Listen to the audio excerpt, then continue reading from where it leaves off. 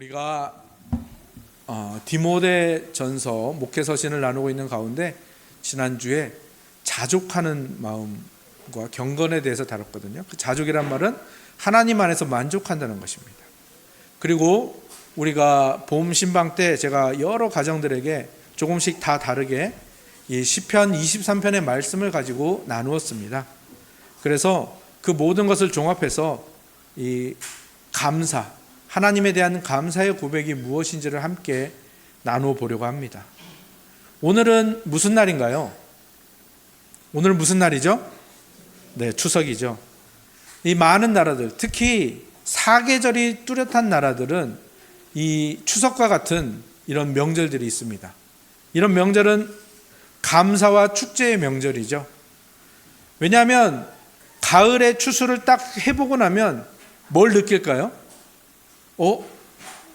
이거 이렇게 많지 않을 수도 있지만 이렇게 풍성한 곡식과 과일들을 거둘 수 있는 것은 누군가의 도움이 있지 않았다면 불가능하다라는 것을 옛날 사람부터 지금까지 모두가 알고 있기 때문입니다.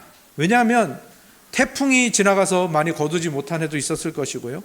홍수, 그런 자연재해들 때문에, 또는 벌레나 병충해 때문에, 또는 불이나 여러 가지 그 문제로 제대로 수확을 하지 못한 때가 분명히 있었을 겁니다. 그죠? 흉년도 있었을 것이고요. 그러니까 믿지 않는 사람들조차도 뭘 생각하는 겁니까? 가을에 이렇게 추수를 해보니까 이거는 누군가의 도움이 있지 않으면 이런 일이 나에게 일어날 수가 없어. 그리고 그것을 통해서 감사로 나아가는 거죠. 물론 믿지 않는 사람들은 그게 누군가가 도와주었어 라는 생각과 함께 또 어떤 생각을 하게 될까요? 이 도움을 주는 존재가 나한테 화가 나거나 내가 그분의 마음을 그 존재의 마음을 힘들게 하고 상하게 하면 나에게 벌로서 이거를 주지 않을 수도 있겠다는 두려움으로 하기도 했겠지만, 어쨌든 제사나 액땜 여러 가지 축제 이런 것으로 감사를 표현하는 이런 명절들이 이 사계절이 뚜렷한 나라들에 항상 모든 나라에 있는 것을 볼 수가 있습니다. 그런데 우리는 분명히 알고 있죠. 그 감사를 누구에게 드려야 될지, 우리가 이 가을에 이 풍성함을 누릴 수 있는 것이 누구 때문인지 우리는 분명히 알고 있는 사람들입니다. 천지 만물을 지으시고 그것을 다스리시고 앞으로 가장 선한 모습으로 완성시키실 하나님, 그 하나님이 우리를 사랑하신다, 그래서 우리에게 이것을 주셨다라는 것을 우리는 믿는 사람들이기 때문에 매일매일을 감사의 날로 보냅니다. 그리고 특별히 이런 추석이나 또 11월 달에 다가오는 추수감사절, 이럴 때는 우리는 더 많이 하나님께 감사하면서 지내지요. 그리고 우리는 오늘 이렇게 추석 명절 낀 주일에 온 가족 연합예배로 모여서 온 가족이, 전 세대가 하나님께 감사하면서 보내고 있지요. 감사가 얼마나 중요한가 하면 이 성경에서는 감사라는 말이 너무 많이 나옵니다. 그거는 우리가 감사를 잘 하지 못하기 때문일 수도 있고요. 또한 감사가 너무너무 중요하기 때문이기도 하겠죠. 여러분들은 어떤 수준까지 감사해 보셨나요? 여러분이 해본 최고의 감사는 어떤 감사였나요? 또 우리가 한 해 동안 감사일기 쓰기로 했었죠. 물론 중간에 멈추신 분들도 있겠죠. 다시 한번 시작해 보시면서 생각해 보십시오. 여러분들이 그 감사일기를 쓰면서 거기에 썼던, 내가 이런 감사를 놓치고 있었네, 아니면 내가 이런 것까지 감사할 수 있게 되었구나, 그렇게 했던 감사는 무엇인지 한번 떠올려 보시면 좋겠습니다. 정말 감사일기를 쓰면서 느낀 것은 이런 것까지도 감사해야 되는구나 라는 걸 제가 많이 느꼈거든요. 그리고 그러면 내가 그동안 얼마나 많은 감사를 놓쳐왔는가, 그리고 그 놓쳤던 감사를 지금부터 다시 시작하면 내가 도대체 어떤 수준까지 감사할 수 있을까, 이런 생각들을 해보았습니다. 사람이 감사할 수 있는 최고치의 그 감사를 하는 그 수준에 다다르면 어떤 일이 일어날까요? 제가 아직 그 수준에 다다르지 못했지만 그 수준에 다다르거나 그것을 경험한 우리 신앙의 선배들이 해준 이야기를 통해서 보면, 그 사람은, 감사의 최고치에 도달한 사람은 어떤 일을 할 때에도 감사함으로 최선을 다하는 삶을 살 것이고, 어떤 고난과 힘든 일이 찾아와도 그것을 감사의 힘으로 이기는 그 모습을 보여주게 될 것이고, 심지어 자기가 죽는 그 순간까지도 안심하면서, 감사함으로 안심하면서 죽을 수 있을 것이다, 죽음을 준비하고 마무리할 수 있을 것이다 라고 말하더라고요. 에이, 그런 사람이 어디 있어요? 라고 하실지도 모르겠지만, 오늘 우리가 함께 읽은 이 시편 23편이 바로 그런 감사의 고백이고요, 그 최고치의 감사의 고백에 다다른 사람의 고백입니다. 그런 의미에서 우리 본문을 다 같이 한번 더 큰 소리로 한번 읽어볼까요? 본문 같이 한번 읽어보겠습니다. 시작. 여호와는 나의 목자시니 내게 부족함이 없으리로다.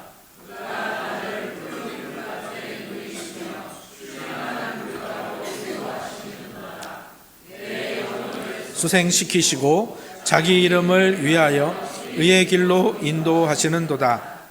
내가 사망의 음침한 골짜기로 다닐지라도 해를 두려워하지 않을 것은 주께서 나와 함께 하심이라. 주의 지팡이와 막대기가 나를 안위하시나이다. 주께서 내 원수의 목전에서 내게 상을 차려주시고 기름을 내 머리에 부으셨으니 내 잔이 넘치나이다. 내 평생의 선하심과 인자하심이 반드시 나를 따르리니 내가 여호와의 집에 영원히 살리로다. 아멘. 제가 좋아하는 조엘 비키라는 목사님은 이 시편을 통해서 우리가 이런 것을 배울 수 있다고 말합니다. 우리는 시편 23편을 통해서 가장 최선의 삶을 사는 방법, 가장 근사하게 고난을 받는 방법, 그리고 가장 안심하고 죽는 법을 배울 수 있다라고 말했습니다. 이 시편 23편이 바로 다윗의 그러한 고백이었던 거죠. 그래서 아까 말했던 그 감사의 최고치에 다다른 사람, 이 다윗이 하나님께 대한 그 최고의 감사를 담아서 그 최선의 삶을 살면서 근사하게 고난을 이기면서 죽는 순간까지도 하나님의 집에 거할 것을 소망하면서 안심하면서 그 안심의 고백들, 그 감사의 고백들을 담아서 쓴 시편이 바로 이 시편 23편입니다. 여러분들도 이 시편 23편 외우시는 분도 있을 정도로 유명하지요. 그리고 믿지 않는 사람들도 다 알 정도로 정말 전 세계적으로 아마 성경에서 가장 유명한 구절 중에 하나가 아닐까 그렇게 생각이 되는데요. 근데 사실 다윗이 처음부터 그랬던 건 아니에요. 다윗이 처음부터 감사하고 그 감사의 그 경지가 수준이 최고치에 도달했던 사람은 아니에요. 오늘 칼럼에도 제가 썼는데요, 다윗은요 자기 집안에서조차 인정받지 못했던 존재였어요. 그런 사람이 어떻게 감사할 수 있었겠습니까? 그죠? 이스라엘의 첫 번째 왕이 누구죠? 이스라엘의 첫 번째 왕이 사울입니다. 사울이 하나님께 순종함으로 겸손함으로 왕이 됐는데 나중에 보니까 이 사람이 그 마음을, 하나님을 향한 마음을 버렸어요. 그러니까 어떤 일이 일어날까요? 하나님께서 이제 내가 사울을 왕으로 세운 것을 후회한다 하시면서 이스라엘의 두 번째 왕을, 하나님 마음에 합한 자를 세우시겠다고 해요. 그게 바로 다윗이었죠. 그래서 하나님께서 사무엘을 이 다윗의 아버지 이새의 집에 보냅니다. 그래서 이새의 아들 중에서 내가 이스라엘의 다음 왕을 세우겠다 하니까 사무엘이 가서 이새에게 말하죠. 너희 아들들을 다 데려와라. 그리고 한 사람 한 사람 앞에 서면서 하나님께 묻습니다. 하나님, 이 사람이 왕입니까? 아니다. 아무도 아닌 거예요. 그래서 하나님 어떻게 된 겁니까? 하면서 사무엘이 이새에게 말합니다. 너 아들 다 데려온 거 맞아? 그러니까 어떻게 합니까?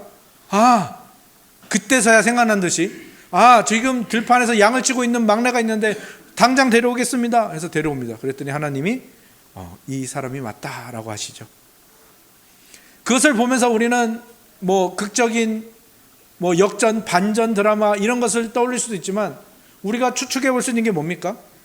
다윗은 그 집안에서 아들로서 인정을 받지 못하는 존재였다라는 거예요. 왜? 선지자가, 그 당시에 선지자라 하면 지금으로 따지면 이 대통령 이상의 사람이 명령을 한 거거든요. 왜냐하면 그 하나님이 다스리는 나라였으니까요. 그 최고의 선지자가 데려오라고 했는데 다윗을 데려오지 않을 정도면 집안에서 다윗의 위치가 어느 정도인지를 알 수가 있는 거죠. 많은 신학자들이 말합니다. 다윗은 그 집안에서 인정받지 못하는 아들이었는데 아마도 첩의 아들이거나 또는 이 이세가 실수로 또는 뭐 여러 가지 그것으로 뭐 종에게서 낳은 아들이거나 이런 아들이었을 것이다 라고 추측을 합니다. 성경에 나오지 않는 이야기지만 그 추측을 할 수 있는 이유는 그 성경에 분명히 그러한 뉘앙스가 나오기 때문이고, 이 다윗이 집안에서 정식 아들로 인정받지 못했다라는 것을 이렇게 생각해 보다 보니까 그 결론에 이르게 된 것이겠죠. 그리고 우리가 제가 이 말씀을 드리는 이유는 우리가 너무 성경의 아름다운 부분만 보고 또는 이 다윗을 굉장히 훌륭한 사람으로만 보면 성경이 말하는 바를 다 볼 수 없기 때문입니다. 다윗은 어려서부터 그렇게 집안에서 인정받지 못했고요. 들로 나가서 양을 치면서 굳은 일을 하면서 살 수밖에 없었던 존재죠. 그러니까 다윗의 마음에는 항상 그 열등감과 부족함이 가득했을 겁니다. 그리고 다윗에게 드디어 기회가 왔습니다. 어느 날 블레셋이라는 나라가 이스라엘에 쳐들어왔는데 거기에 거의 3m 가까이 되는 거인 골리앗이 있습니다. 골리앗이 이스라엘을 저주하면서 이스라엘의 하나님을 욕하면서 야 나랑 싸워보자. 너 하나님 믿는다며. 하나님이 너희를 도와주는지 안 도와주는지, 하나님이 참신인지 우리가 섬기는 신이 참신인지 붙어보자 막 하는데 아무도 나서지 않습니다.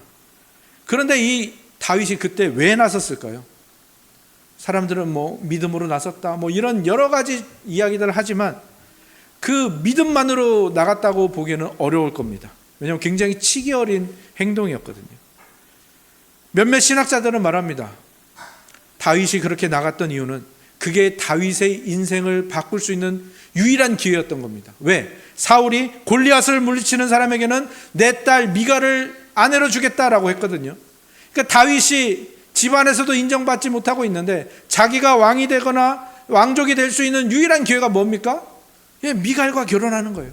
골리앗을 물리치는 겁니다. 그러니까 나선 거예요. 골리앗을 물리쳐서 명예도 얻고 인기도 얻고 미갈도 얻으면 내가 이제 진짜 왕이 될 수 있겠지. 하지만 어떤 일이 벌어집니까? 다윗은 만만히요 사울은 천천히라라는 이 백성들의 그 이야기 때문에 사울이 시기하고 질투하기 시작해서 그때부터 다윗은 사울왕에게 쫓기고 미갈도 빼앗기게 되죠. 사울왕에게 쫓기는 삶은 얼마나 힘들었을까요? 생각해 보십시오. 대한민국의 모든 군대가 여러분을 죽이려고 쫓아다닌다고 생각해 보십시오. 한시도 편하게 살 수 없고 늘 안정과 평화를 원했고 늘 높은 신분을 원했지만 얻지 못하는 그 부족함의 삶을 살지 않았겠습니까? 다윗의 인생은 늘 이렇게 자신의 부족함과 열등감으로 가득했고 그것을 뭘로 채워야 할지 모르는 그런 삶이었던 거죠. 그게 결정적으로 드러난 사건이 어디 있습니까? 왕이 되었을 때도 이 부족함과 열등감이 채워지지가 않았던 거예요. 왕이 된 다윗에게는 여러 명의 아내가 있었죠. 그런데 그 아내들에게서 다윗은 진정한 사랑을 찾지 못한 겁니다.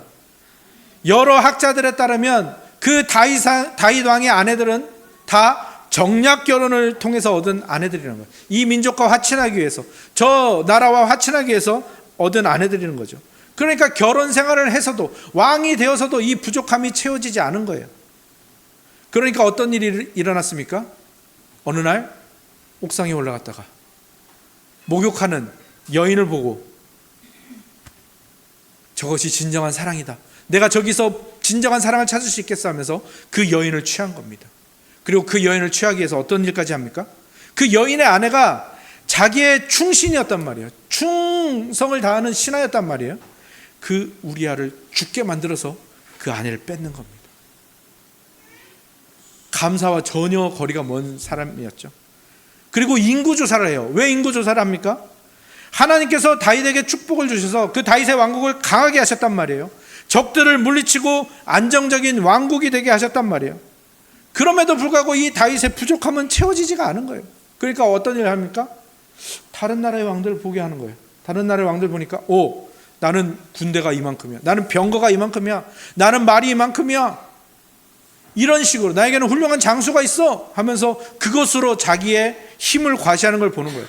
그러니까 나에게도 저게 있으면 좋겠다. 그래서 한 게 인구조사예요. 왜 인구조사는 무엇을 위해서 합니까? 전쟁에 나갈 수 있는 사람들을 계수하기 위해서 인구조사를 하는 거예요.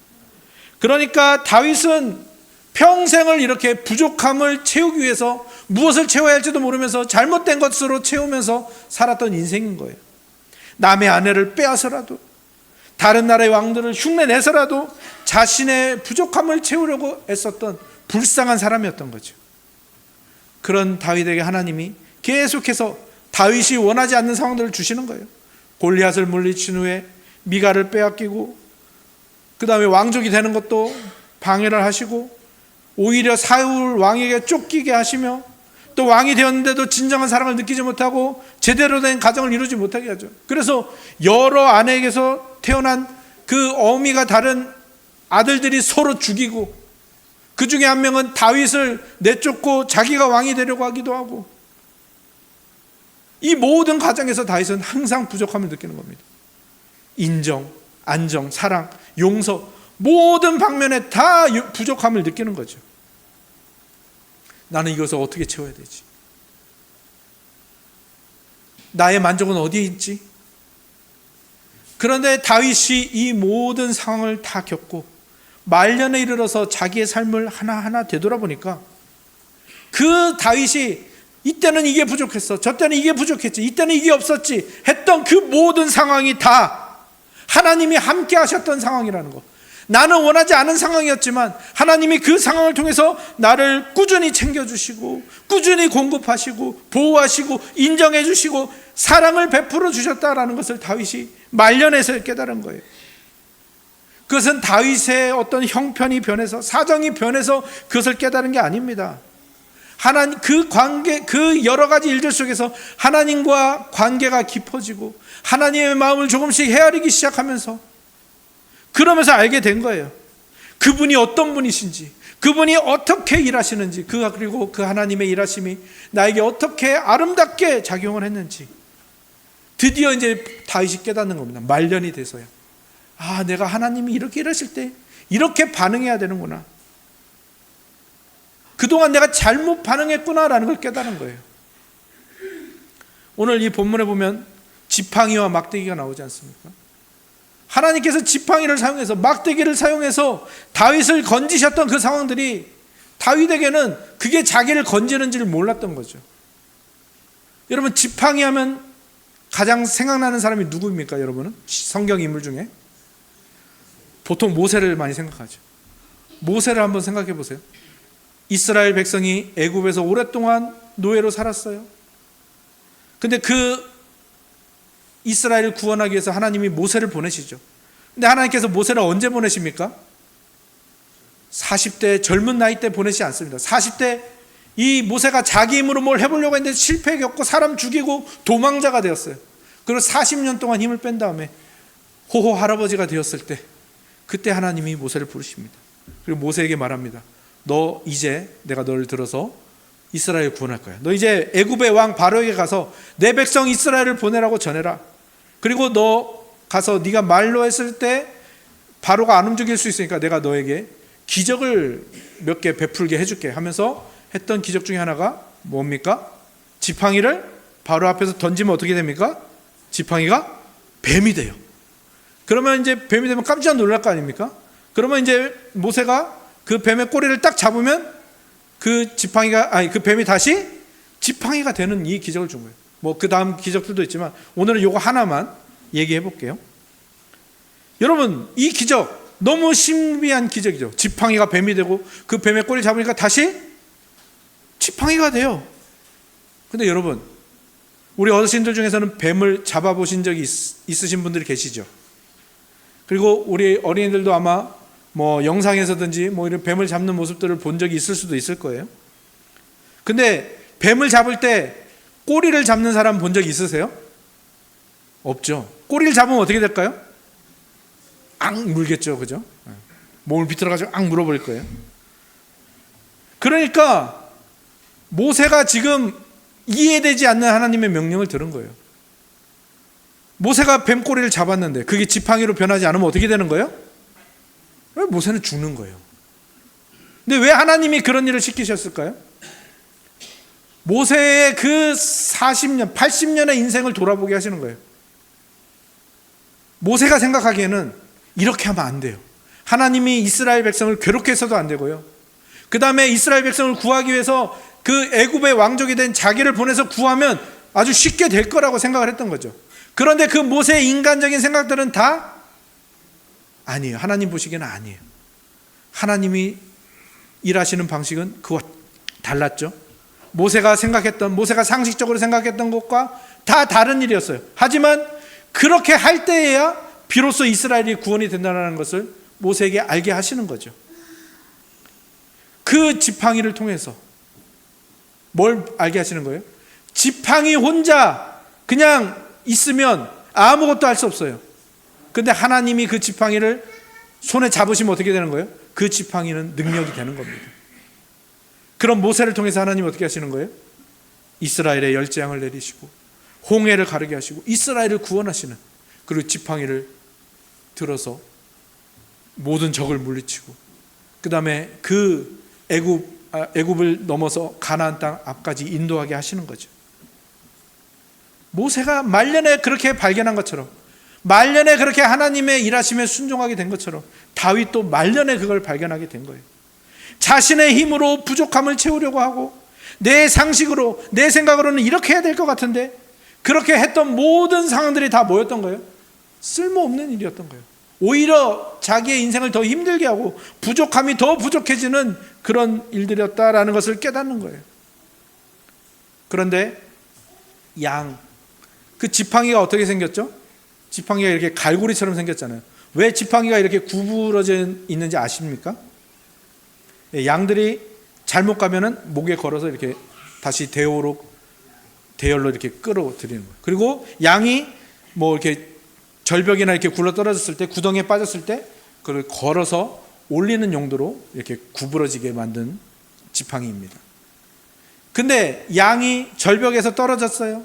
그래서 막 아파요. 여러 군데가 다쳤고 겨우 나무에 걸려서 음메 하고 있어요. 그때 목자가 지팡이로 양을 딱 걸어서 꺼내는 순간 양은 어떤 생각을 할까요? 아, 드디어 내가 구원받겠구나. 야, 내가 드디어 치료를 받을 수 있겠구나. 양이 그런 생각을 할까요? 아니요. 양은 그 지팡이로 꺼내지는 순간에 발버둥을 엄청 칠 겁니다. 왜? 죽을 것 같거든요. 절벽에서 떨어져 죽든지 아니면 이 지팡이가 나를 해할 것처럼 생각이 되거든요. 그런데 그 지팡이에 끌려서 올라갔습니다. 발버둥을 쳤습니다. 근데 올라가 보니까 어떤 일이 일어납니까? 목자가 있고 그 목자가 자기를 푸른 초장으로 인도하고, 자기가 끌려가는 게 괴로웠지만 끌려가 보니까 푸른 초장이 있었고 시원한 물이 있었고 눕혀주시고 자게 하시고 쉬게 하시고, 그 하나님의 일하심을 드디어 발견하게 된 거죠. 지금 다윗이 그 양에게 감정이입을 한 거예요. 그리고 자기 양 같은, 말 안 듣는 양인 자기를 지금까지 인도해 오신 하나님을 발견하게 된 거죠. 선한 목자이신 예수 그리스도를 발견하게 된 겁니다. 그리고 자기에게 일어났던 모든 일들, 집안에서 대접받지 못했던 것, 사울에게 쫓겼던 것, 미갈도 뺏겨서 왕족이 되지 못했던 것, 아들들이 서로 죽이고 아들들이 반란을 일으키고, 자기가 겪었던 모든 그 괴로움과 아픔들이 다 뭐라는 걸 알게 된 겁니까? 하나님이 이 다윗을 감사의 사람으로, 훌륭한 사람으로 만들려는 그 모든 하나님의 손길이었다는 것을 드디어 발견하게 된 겁니다. 그리고 이 말년에, 그것을 발견한 그 말년에 이 시편 23편을 쓴 겁니다. 그러니 다윗 이후에 이 시편 23편을 읽는 모든 신자들, 오고 오는 모든 교회에 다윗이 이렇게 전하고 있는 겁니다. 뭐라고 말하겠습니까? 다윗이 하나님께 맡기십시오. 하나님께 순종하십시오. 맡겨도 됩니다. 아닌 것 같겠지만, 죽을 것 같겠지만, 눈물이 멈추지 않겠지만 맡기십시오 라고 하는 겁니다.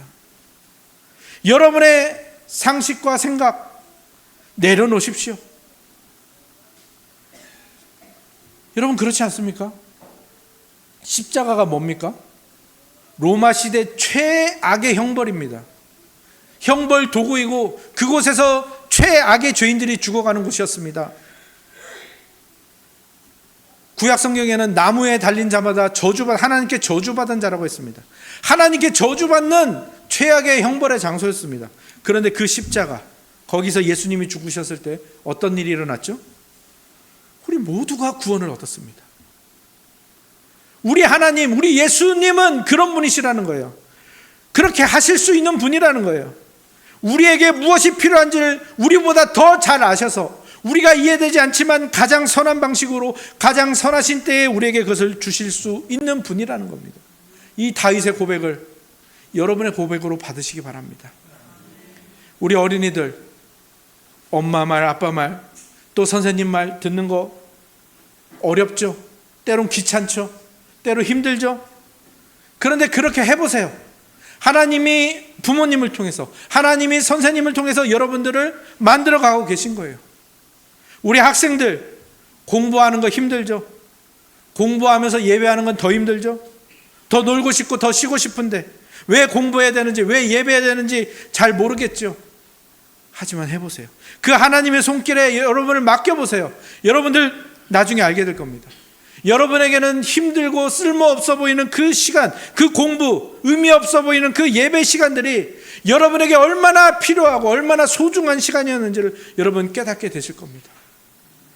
천흥의 우리 청장년 여러분, 지금 여러분들을 힘들게 하는 여러 문제들이 있을 겁니다. 취업, 또 직장 내의 문제, 인간관계, 가정경제가 여러분을 힘들게 하고 사업이 잘 안 되고 재정적인 문제, 인간관계의 문제, 소송의 문제, 건강의 문제, 질병의 문제, 여러 가지 문제들이 여러분을 사로잡고 있을 거예요. 왜 하나님이 이걸 안 없애주시지? 왜 하나님이 나에게 또 이 아픔이 돼? 왜 또 다른 아픔을 또 더하시지? 왜 이 길 속, 이 눈물 나는 길을 계속 걷게 하시지? 의문이 들 때가 아마 여러분에게 계속 찾아올 겁니다.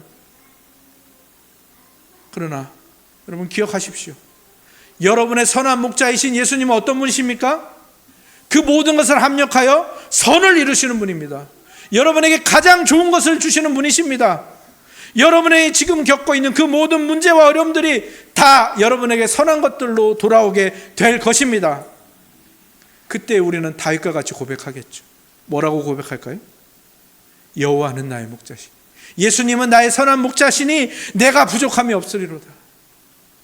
우리의 모든 상식과 우리의 모든 생각을 넘어서서 가장 좋은 것, 가장 선한 결과를 우리에게 주실 것이고, 우리는 그 앞에서 항복하면서 와, 하나님, 내가 이거는 정말 생각도 못했는데요 하면서 하나님 정말 최고십니다. 예수님 정말 대박이에요. 이럴 줄은 몰랐어요. 이게 나에게 이런 역할을 하게 될 줄 몰랐어요. 그렇게 여러분 고백하게 되실 겁니다.